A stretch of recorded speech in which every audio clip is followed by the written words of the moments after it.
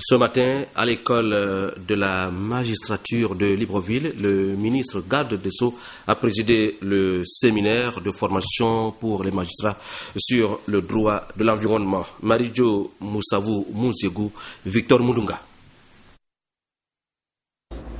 Ce séminaire atelier permet aux responsables de l'école de la magistrature de Libreville de participer au renforcement des capacités opérationnelles des personnels judiciaires et pénitentiaires, au titre des réformes qu'ils entendent insuffler à la conduite des programmes pédagogiques. L'école de la magistrature s'engage de manière résolue à donner vie et vigueur à la formation continue des personnels en activité. En nous engageant à nous mettre à l'écoute des juridictions, particulièrement celle de Libreville du fait de la proximité géographique, les premières thématiques offriront l'occasion aux juges de revisiter certaines matières présentant des difficultés d'application du droit, difficultés dûment signalées à l'épreuve de la pratique, restant bien entendu que l'unité d'interprétation de la règle de droit échoua à la Cour de cassation. Le thème de ce jour, qui porte sur les installations classées pour la protection de l'environnement et contentieux, va aborder un questionnement essentiel, presque existentiel, qui ouvre le débat comélien, invitant à arbitrer la nécessité d'œuvrer au développement et à la construction du pays et le souci naturel et impérieux de préserver l'environnement et l'espace vital. Il est impératif de se donner une meilleure compréhension de l'importance d'un environnement sain, de chercher des méthodes pour expliquer le fonctionnement des écosystèmes terrestres, les changements climatiques mondiaux et leur impact sur la vie des sociétés. Cette opportunité qui vous est offerte pour échanger des points de vue constitue une très belle occasion de mettre en exergue les valeurs positives devant être exploitées et véhiculées à travers l'enseignement et de proposer des mesures efficaces de protection de l'environnement. L'ambition légitime de notre pays pour le développement commande de préparer les juges à jouer pleinement leur rôle naturel de sentinelle de la société et en l'occurrence d'une société propre et durable, entendue comme un processus de développement soucieux de veiller à la protection et à la préservation de l'environnement.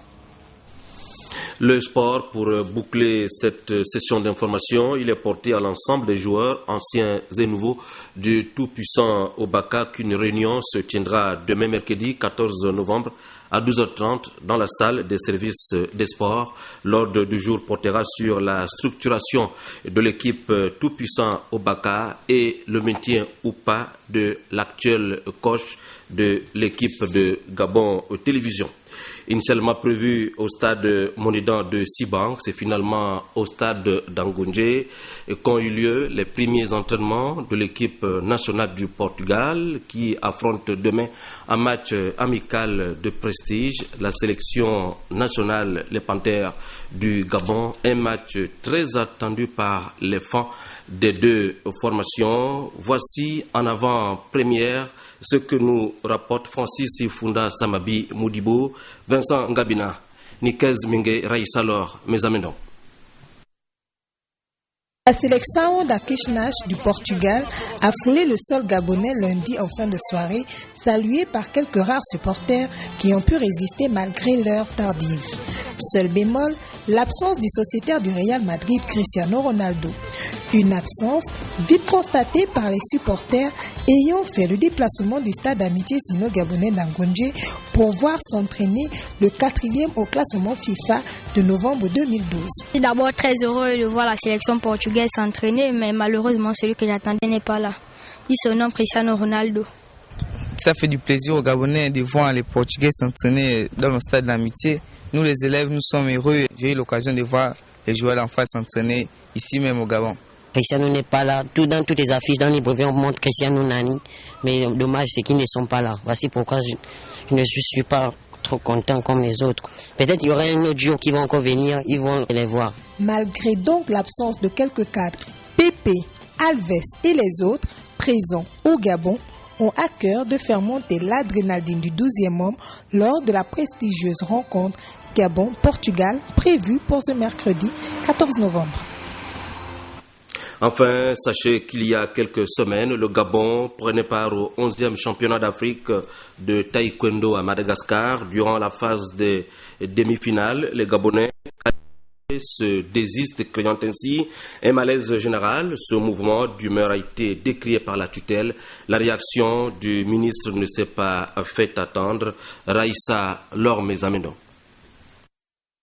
Au 11e championnat d'Afrique de taekwondo à Madagascar, le Gabon, représenté par près de 10 sportifs, parvient à qualifier 3 d'entre eux en demi-finale malgré le niveau élevé de la compétition. Surprise générale, les ambassadeurs sportifs gabonais, appelés pour compétir, refusent de monter sur le tatami. Le malaise causé par les taekwondoïstes gabonais entache l'image forte qu'offrait désormais la discipline, auréolé récemment d'un titre de vice-champion olympique. Tout le monde, ils ont dit que le Gabon, avec le résultat qu'il a fait, le seul pays africain qui a gagné la médaille dans les Jeux olympiques, et pour la première fois, une médaille d'argent, c'est pas facile. Et j'étais très choqué. Manipulé ou mal informé, dans tous les cas, il aurait suffi d'apprécier les dépenses avant de crier au loup. Le ministère, dans un premier temps, a dégagé 20 millions de francs CFA. 20 millions, c'est pratiquement le montant pour les 21 billets d'avion payés entre Libreville et Antananarivo. Vous pouvez aller vérifier les prix au niveau des agences. 2 n'ont pas voyagé sur les 21. 19 personnes ont effectué le déplacement, y compris les visas. L'enveloppe était pratiquement consommée. J'ai adressé une correspondance au ministre des Sports, que cette enveloppe était insuffisante, qu'il fallait nous accorder une rallonge. Et cette rallonge a été accordée d'un montant de 10 millions de francs CFA. Et c'est ce montant qui a servi à l'hébergement, à restauration de 19 personnes pour une durée de 8 jours à Ibis, à Antananarivo et la dernière journée, puisque nous avons transité par Johannesburg. Vous-même, vous connaissez les coûts à Ibis, vous connaissez les coûts à Holiday Inn. Je pense que 10 millions, ce n'est pas 100 millions de francs CFA. Dans ces 10 millions, ils ont séjourné à l'hôtel, ils se restauraient dans ces 2 hôtels, plus les frais de participation. Dès leur retour, la délégation est reçue par le ministre. Faisant dans l'équité, il écoute tout le monde, s'insurge, relativise et conseille.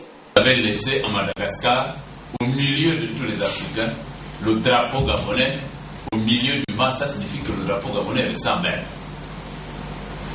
Et vous êtes rentré au Gabon. Et lorsqu'on est sélectionné en équipe nationale, on ne s'appartient plus. On n'appartient même plus à sa famille. On n'appartient même plus à son club. On appartient à toutes les Gabonaises, à tous les Gabonais.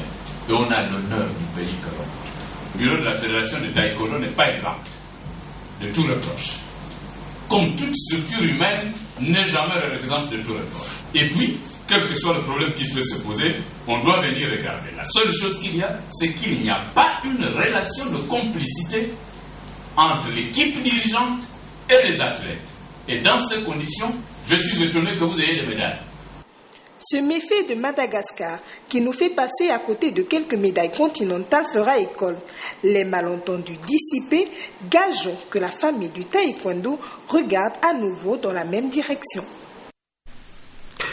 Jean-Gérard Miyindou, Guy Emery Mouyege, Françoise Pambo, Sandrine Akwangou, Jean-Pierre Maningou, Obame Bolo, Yannick François Ondo Evung, Dédé Ngonde, Pélagie Mboui Obono se joignent à moi pour vous souhaiter de passer une agréable soirée sur les programmes de Gabon Télévision. À demain 20h.